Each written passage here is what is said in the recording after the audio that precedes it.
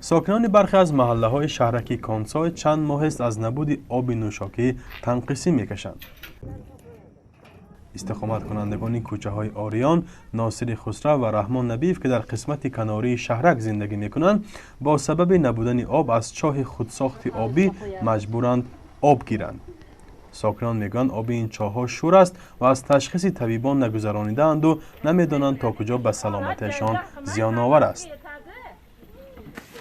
یک تا دوتا همسایه مانده قدوخه قدوغدن میبیارم سونی اگر یا بورم باشد اگر من بچکه طلب همین میخورم دی. قبورهای آبگذری این شهرک از زمان پیدایش آن یعنی در سالهای شوروی ساخته شده است و به گفته ساکنان آب از دوری 12 کیلومتر که خط آبگذری اساسی موجود است به اینجا می آید.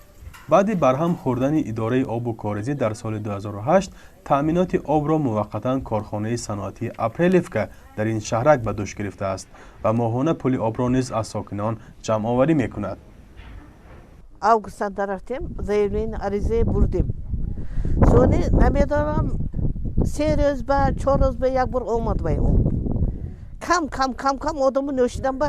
Ayınca giriftik, tarafım o ayak konu giriftik odamın nöşiden be giriftik. Diğer neyse.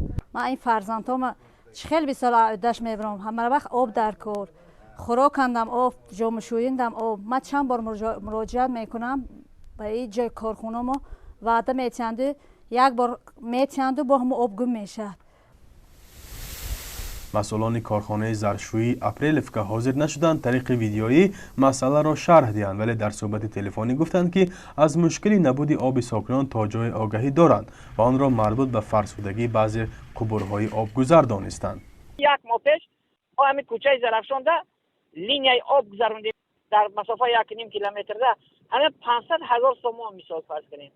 سال گذشته حساب مبلغ‌های گردشی کارخانه فقط برای تامینات اهالی 1 کیلومتر 600 متر کوه به اساس بیچی آب گذرانده به مردم دادیم. در واقع طبق مشاهده ما هم به قبرهای آبی در کوچه های مرکزی و برخی دیگر از کوچه های شهرک طبق ترتیبات آب می آید. ساکنان این محل ها میگویند در 2 یا 3 روز یک بار آب می گیرند و تا حد امکان آن را ذخیره می کنند.